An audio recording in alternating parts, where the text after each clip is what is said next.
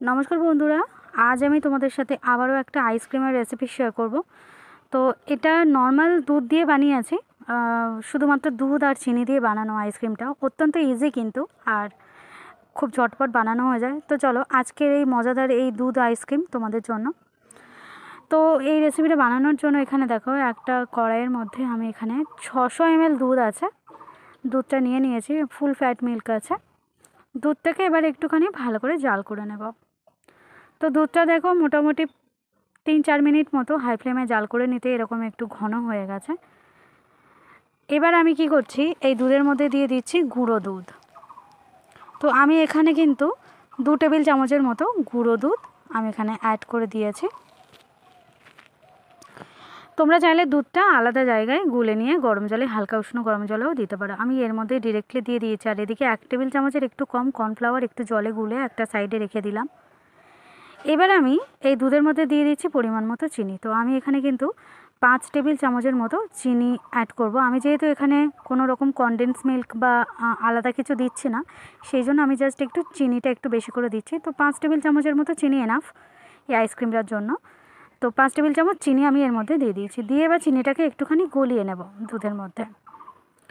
তো দুধের মধ্যে চিনিটাকেও গলিয়ে নিয়েছি। এদিকে গুঁড়ো দুধটাও কিন্তু গলে গেছে একদম, দেখতে পাচ্ছ।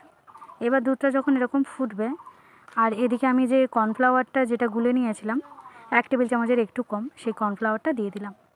আমি খুব বেশি কর্নফ্লাওয়ার দিইনি, সামান্য একটু কর্নফ্লাওয়ার জলের মধ্যে একটু গুলে দিয়ে দিলাম।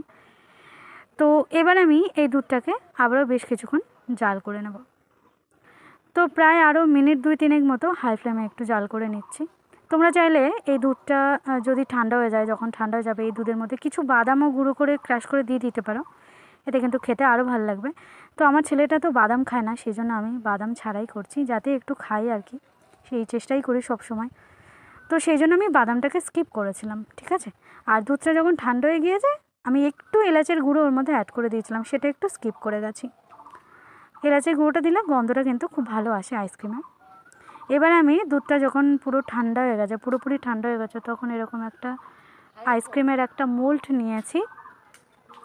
সেই মোল্ডের মধ্যে এবার আমি এই যে দুধটা যেটা বানিয়েছিলাম রাবড়িটা, সেটাকে আমি দিয়ে দিচ্ছি। দেখো কেমন একটা ইয়েলো কালার মতো হয়ে গেছে। তো মোটামুটি 600 ml দুধ, ওটা ঘন হয়ে গিয়ে 300 ml এরকম সামথিং হয়েছে।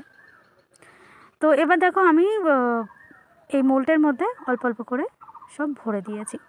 আর দুধটা এত সুন্দর, মানে একটা ক্যারামেল, সরি একটু মালাই টাইপের হয়ে গেছে। তো এটা না খেতে ভীষণ ভালো লাগে এই আইসক্রিমটা। তো এবার দেখো আমি ওপর থেকে একটা ফয়েল পেপার দিয়ে দেব। আর ফয়েল পেপারটা আগে জাস্ট যেমন করেছিলাম আর কি, সেমাই বরফ বানিয়েছিলাম, যখন সেমাইয়ের বরফ করেছিলাম তখন কিন্তু এরকম আইসক্রিমের এরকম একটা ফয়েল পেপার এর মধ্যে দিয়ে আমি বানিয়ে করেছিলাম। তো সেই রকমই আর কি, ফয়েল পেপারটা দিয়ে এরকম সুন্দর করে একটু সেট করে নিচ্ছি। আর তারপরে ছুরি দিয়ে অল্প অল্প করে কেটে আর আইসক্রিমের কাঠিগুলো এর মধ্যে দিয়ে দেব। তো এই গরম তো এখন তো সবে পড়তে চললো আর কি, সবে পড়েছে গরম আর কি। তো গরমের পুরো মরশুমে যে কোনো একদিন তোমরা একবার এই শুধু দুধের মিল্ক আইসক্রিম, একদম মালাই আইসক্রিম খেতে কিন্তু খুব ভালো লাগবে। আর এবার আমি এই মোল্ডটাকে নিয়ে আমি ফ্রিজ আপ করব। তো আমি 8-9 ঘন্টা মতো ফ্রিজে দিয়েছিলাম, তাতেই এরকম বসে গেছে, একদম শক্ত হয়ে বসে গেছে, দেখো কাঠি উঠছে না। তো বেশ কিছুক্ষণ বাইরে রেখে দিতে হয়েছিল, এটা ছাড়ছিল না।